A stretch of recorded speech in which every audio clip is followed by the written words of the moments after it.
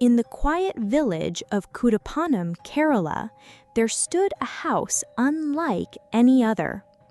Painted in a striking shade of pink, its towering walls and spacious courtyard spoke of wealth, respect, and tradition. To the villagers, it was the pride of the neighborhood, the grand residence of the Ponamattam family, a lineage admired for its education, status, and generosity. Passing by, people would often pause, staring in admiration at the elegant structure, convinced that only happiness could dwell inside such a home. But whispers began to circulate. Some claimed that at night, when the village streets grew silent, faint sounds of crying could be heard drifting from the pink-walled mansion. Not the cries of adults, but the desperate wails of a child, echoing, lingering, impossible to ignore. The locals said it was the voice of the family's lost child, a soul trapped within the walls of its own home. From that point on, the once envied house gained a darker reputation. People no longer stopped to admire it. They passed quickly, averting their eyes, muttering about curses and restless spirits. For many, the mansion was no longer a home of prosperity, but a place marked by shadows. And yet, what unfolded inside those pink walls was not the work of fate, nor the curse of ghosts.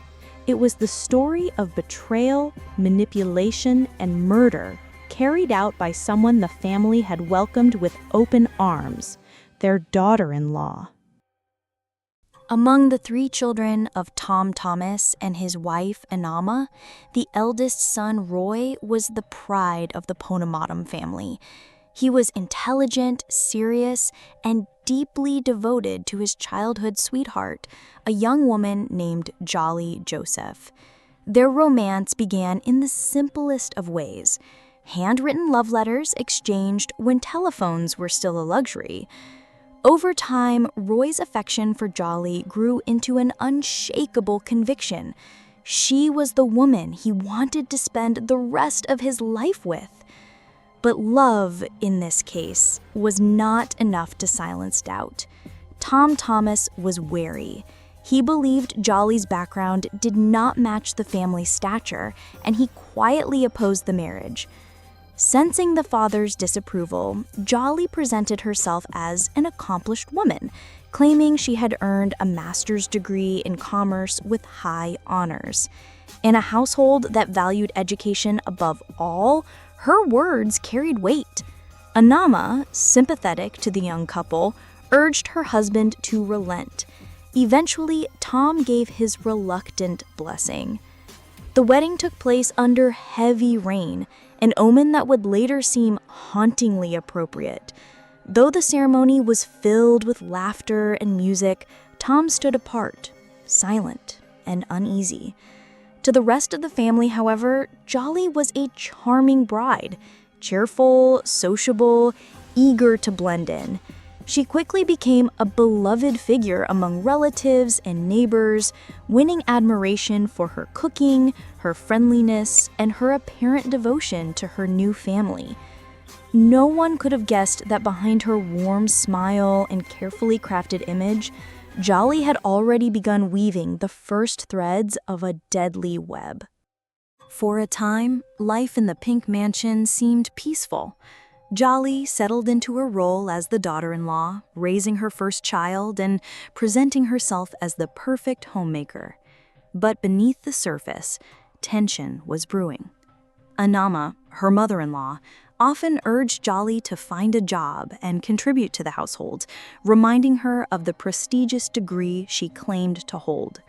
Each suggestion chipped away at Jolly's carefully constructed facade, for the truth was far darker. The degree had been a lie all along. By 2002, the pressure reached a breaking point. Jolly feared exposure.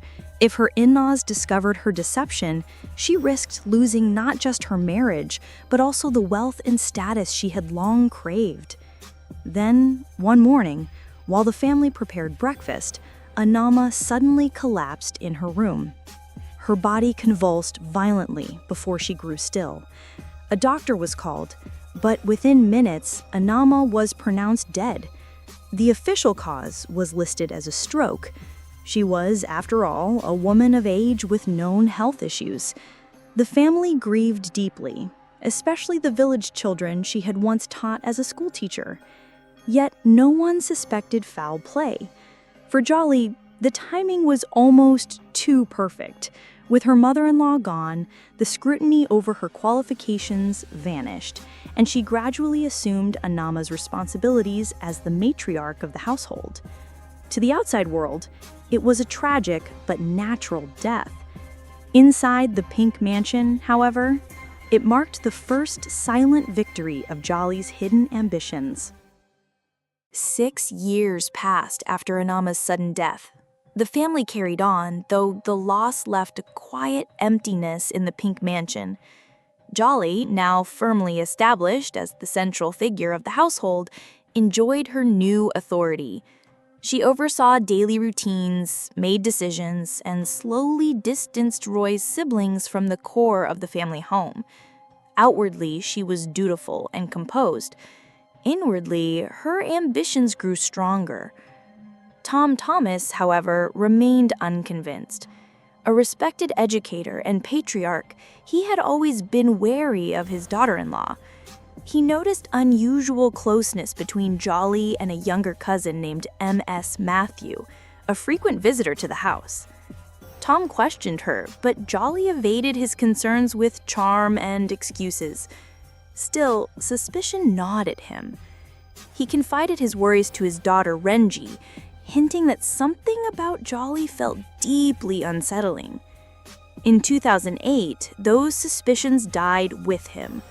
One evening, after dinner, Tom took his usual medication, handed to him, as always, by Jolly.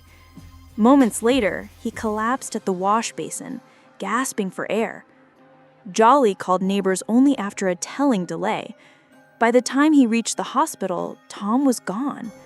The cause, once again, was ruled a natural ailment, heart failure. There was no autopsy, no questions raised.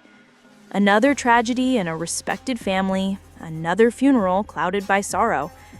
But in reality, Tom's death marked the second step in a calculated pattern. With both parents-in-law gone, Jolly now stood unchallenged at the center of the Panamatum household. The death of Tom Thomas in 2008 left the Pink Mansion without its patriarch. With both parents gone, Jolly's influence grew unchecked.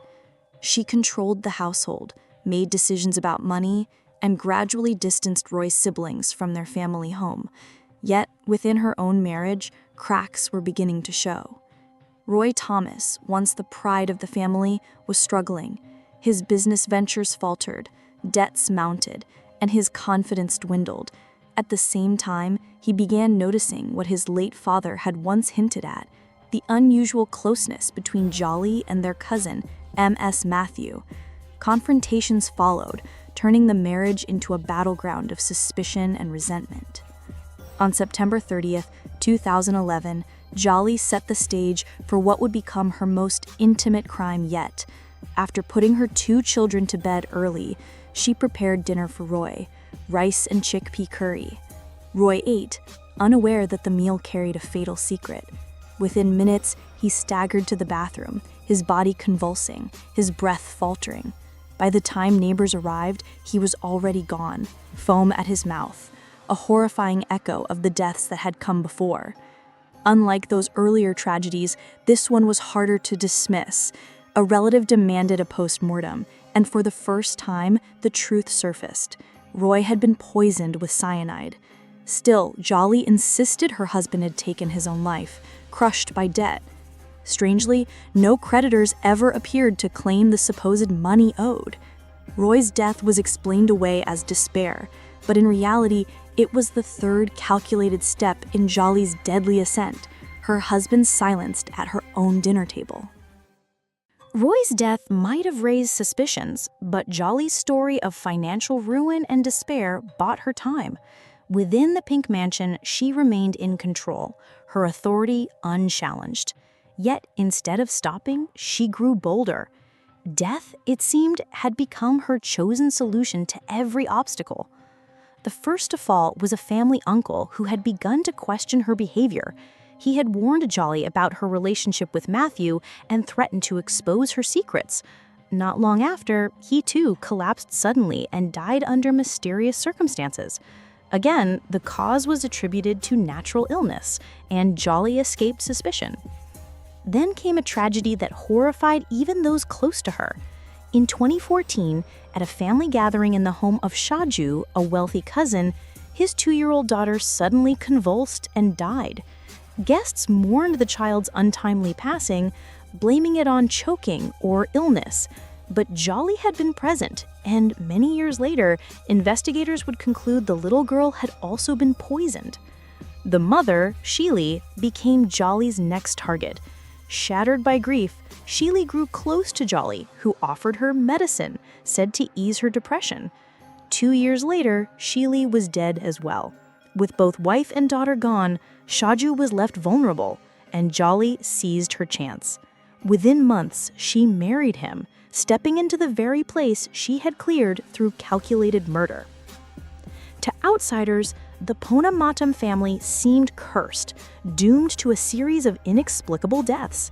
But inside the house of pink walls, a chilling truth had taken root.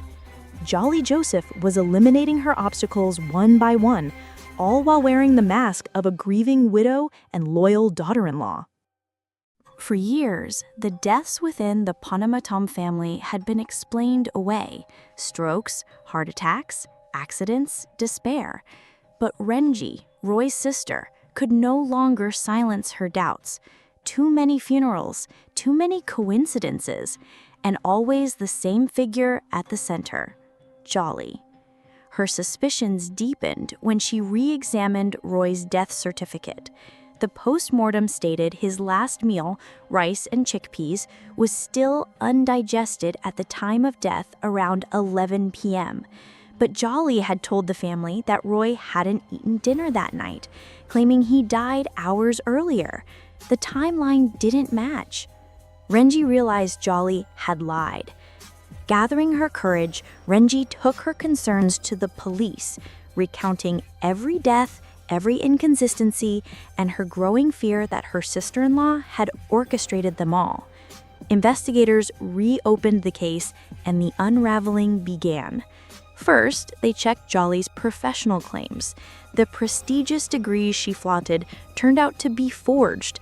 The teaching position at a renowned institute? Pure invention. Every piece of her public identity had been fabricated. Then came the most damning evidence. Investigators exhumed the bodies of multiple victims. Traces of cyanide were confirmed in Roy and in Sheely, Shaju's late wife. Further inquiry revealed that Jolly had obtained the poison through Matthew, her alleged lover, who worked at a jewelry shop where cyanide was commonly used to clean gold. The pattern was undeniable.